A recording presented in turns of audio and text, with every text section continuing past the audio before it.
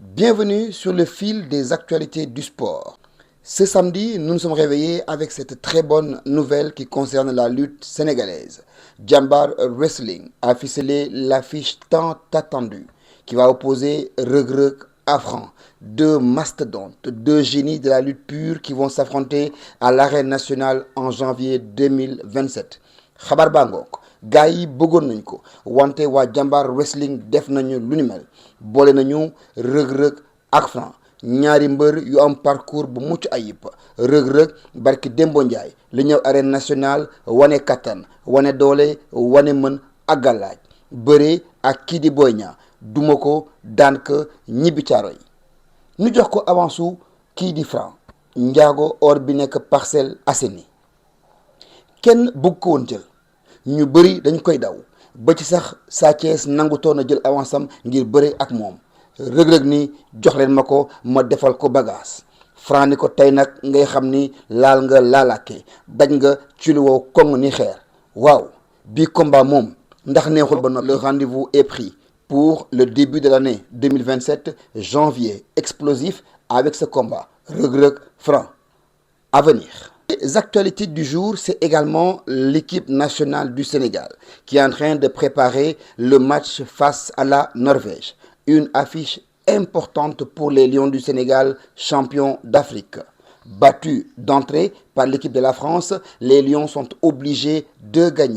gagner quel que soit le score, quelle que soit la manière pour rester en vie dans cette Coupe du Monde américaine. Wante coow baa nga ci biir équipe nationale bu Sénégal foofee ñu nekk ci New Jersey ca Amérique ndax ay xabaar a ngi tasaaroo ci internet bi di wax ni am na ay jafe-jafe yu am ci biir équipe nationale bu Sénégal am na ñu xabaar ni kii di Ismaïla Sarr am na ay xët-xët yu doxoon diggante moom ak yenn joueur ci équipe nationale du Sénégal ba président fédération bi dem intervenir ngir fay coow bi.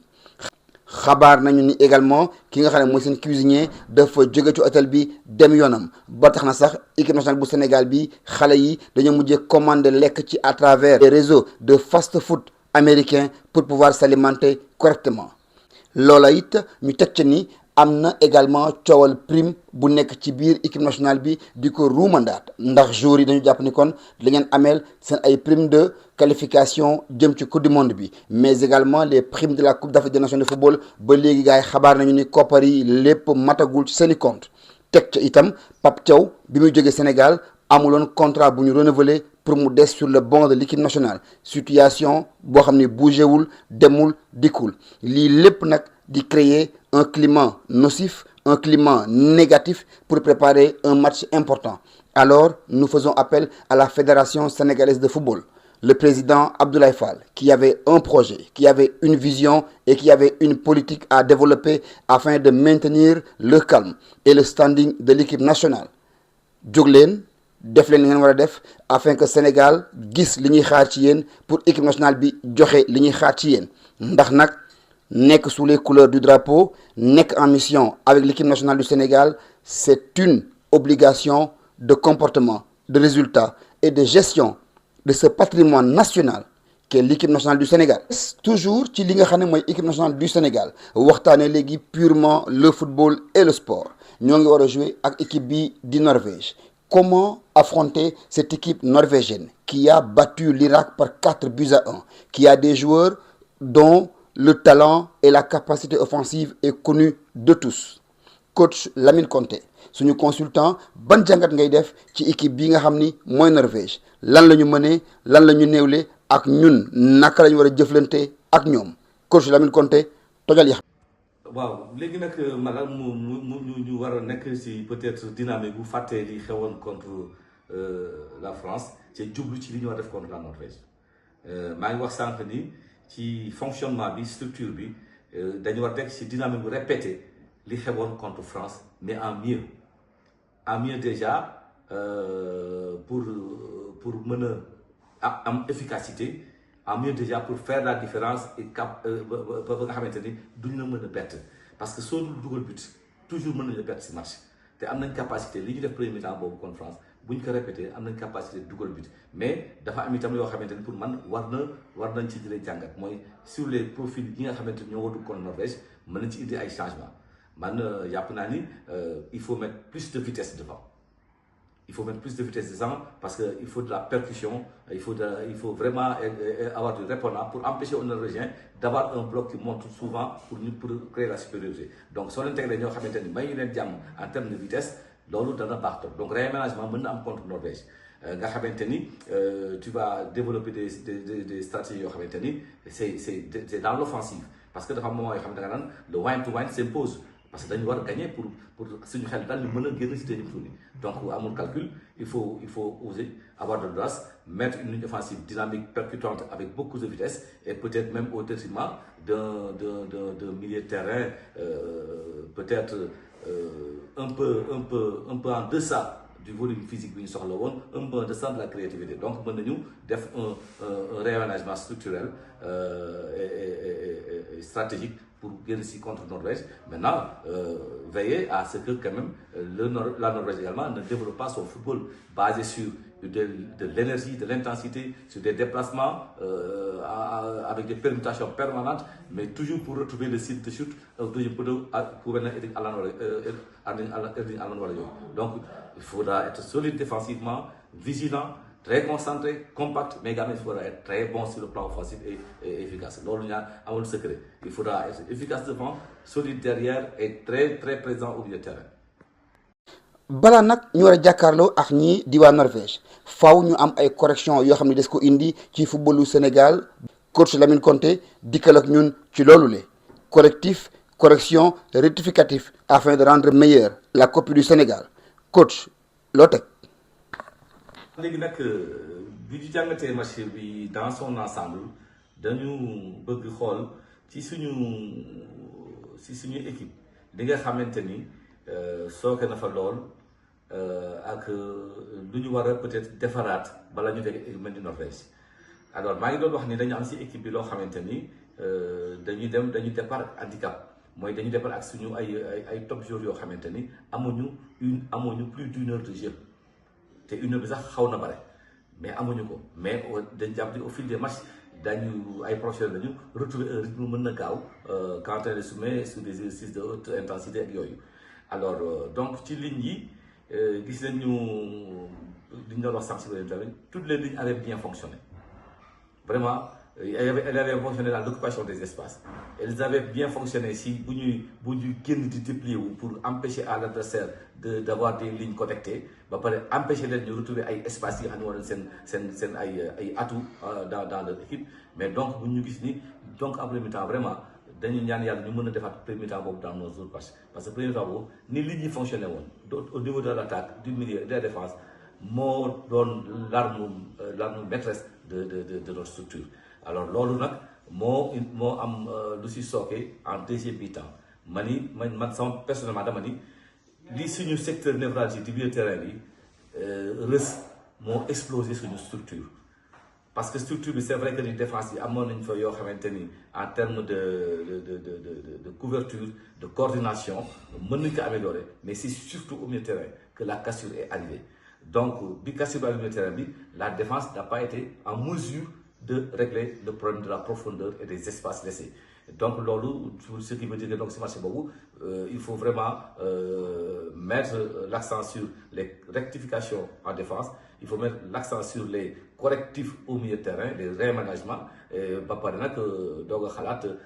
ligne d'attaque bi parce que la ligne d'attaque li mu joxe ci premier mi-temps bi